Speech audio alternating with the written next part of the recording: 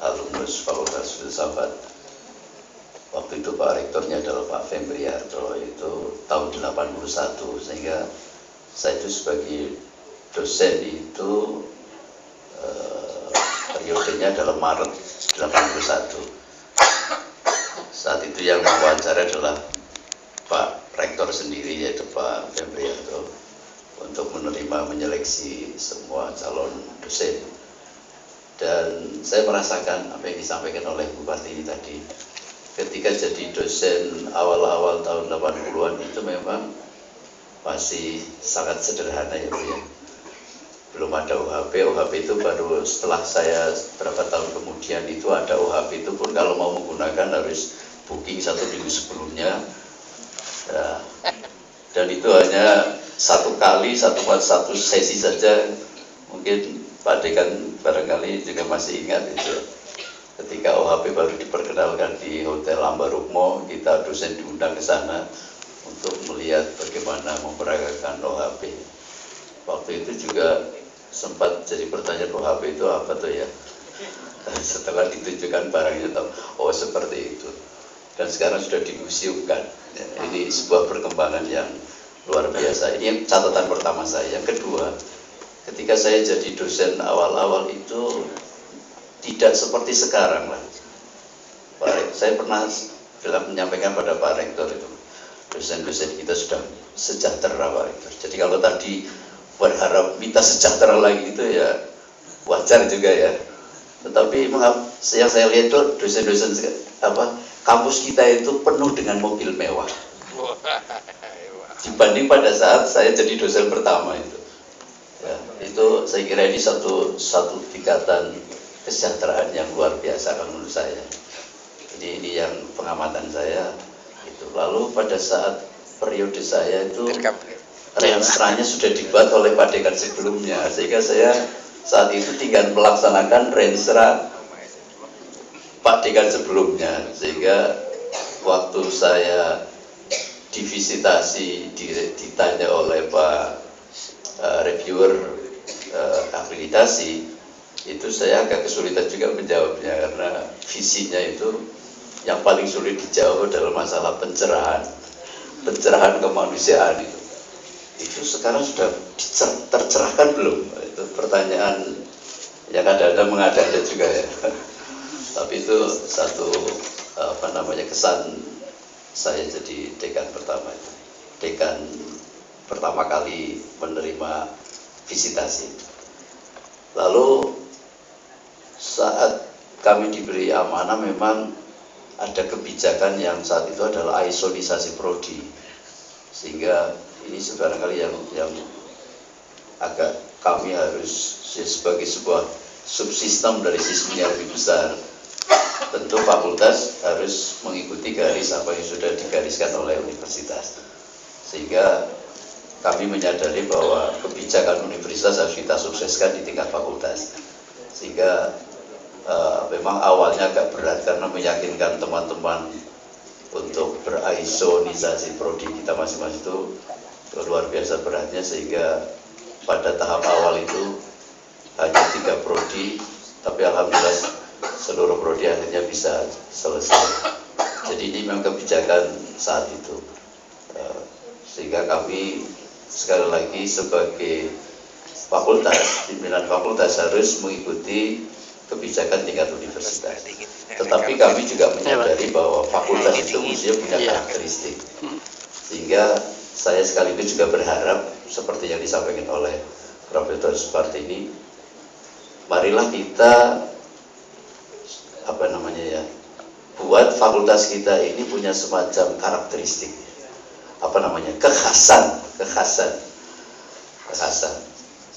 Ini saya agak mumpung ingat Pak Rektor, ini nama Karangmalang akhir-akhir ini agak tidak terdengar setelah munculnya Jalan Kolombo nomor 1. Sehingga mungkin pada saat karena dulu kan kita terkenal ikimnya kan ikip Karangmalang ya.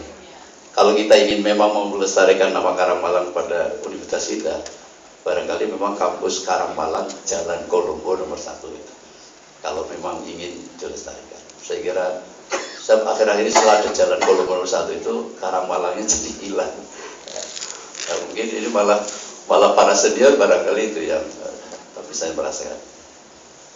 Lalu FIP ini kan mewarnai mata-mata kuliah di FIP ini kan memberi warna kepada fakultas-fakultas keguruan, sehingga saya kira ini memang harus kita katakan saja pertahankan, karena kompetensi pedagogik yang sekarang ada di dalam undang-undang guru dan dosen justru sebetulnya FIP ini yang paling berperan, sehingga dosen-dosen FIP itu yang mengajar di semua prodi-prodi kependidikan di universitas, saya kira ini harus menjadi perhatian juga fakultas kita. Lalu selanjutnya adalah saya ingin menambahkan kalau boleh ini, kita bisa seperti ini karena FIP UNY. Kalau boleh saya menambahkan Pak Dekan, kita bisa seperti ini karena Allah Subhanahu Wa Taala melalui FIP UNY.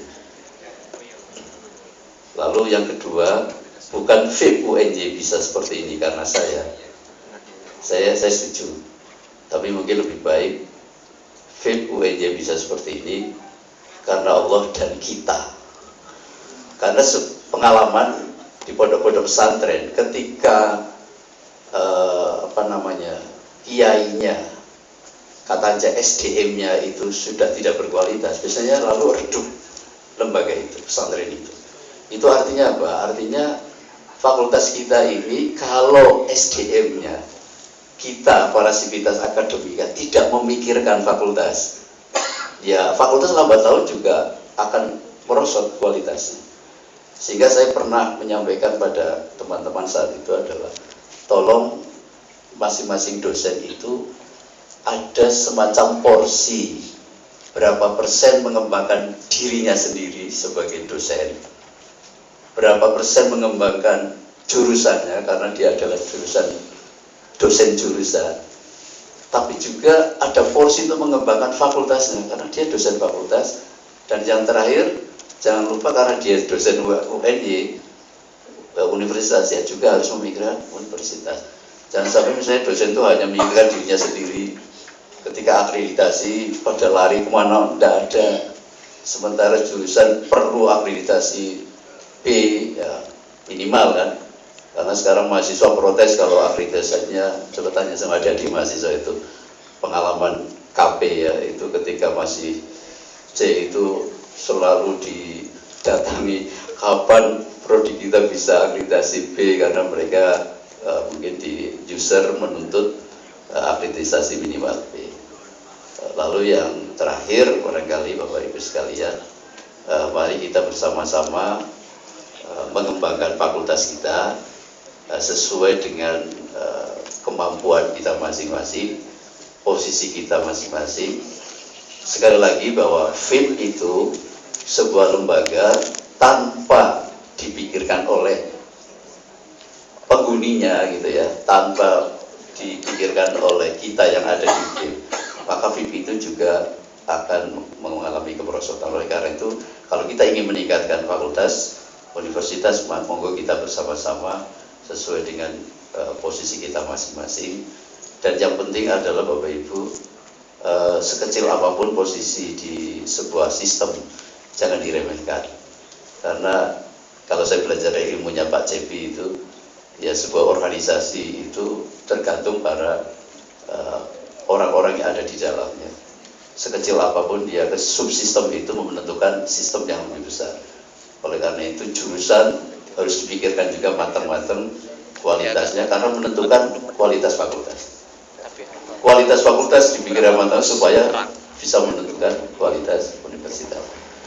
Jadi kalau saya boleh simpulkan, mulailah dari kualitas pribadi akan mewarnai kualitas jurusan. Kalau jurusan sudah berkualitas akan mewarnai fakultas, dan fakultas akan mewarnai universitas. Dan kalau universitas berkualitas, insya Allah mewarnai pendidikan nasional kita. Saya kira ini yang bisa saya sampaikan, mudah-mudahan bermanfaat, dan mohon dimaafkan kalau ada yang kurang berkenan. Assalamualaikum warahmatullahi wabarakatuh.